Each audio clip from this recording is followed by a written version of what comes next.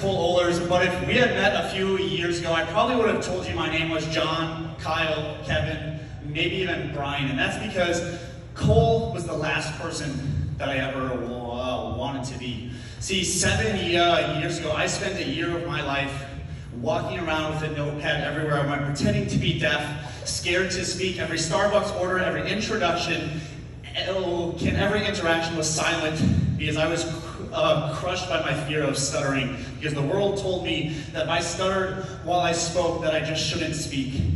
I'm not the only person in this room that's been told by the world that they can't. I'm not the only person in this room that's told themselves that they can't. I'm certainly not the only person in this room that's carried the debilitating weight of knowing that you have something to say but not being able to say it. My name is Cole Oehlers, and for years and years and years, I waited for someone just like me, and I believe if you are in this room, that there are people in the world waiting to hear someone like you.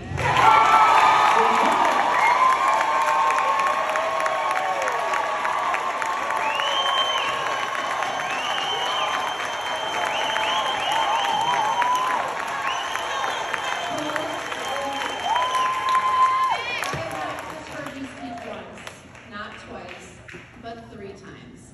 And I gotta tell you, you killed it this time. I wanna say this, I know this is not the first time you gave this talk, and it shows. And for all of you listening, thinking, man, I might stutter over my words. Look at this guy up here.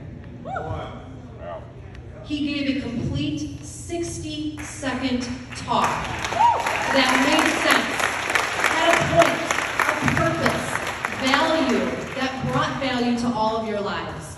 And so if you can overcome this, Cole, the sky is the limit for not only you, but anybody. And so my message to you personally is this: you need to bring your A game. You need to continue to step up into the light and just keep on pushing, because there are people that need to learn from you. There are people that need to lean into you. We all have a story, but I think you are made for this story.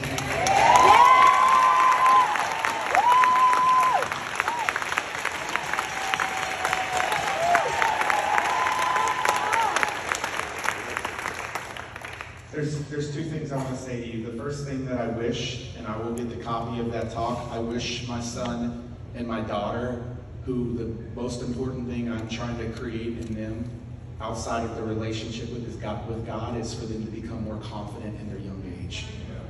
Grant says the things that parents do a lot of the times is shush their kids, and we wonder why they don't share their message with the world. And for me, for them to be in the room, they would have been so inspired and so encouraged by you today. And so that's the first thing I want to say. The second thing that I want to say, the reason why this is TV for me, and you're one of many stories in this room, is the number one fear in this world above death is speaking, public speaking.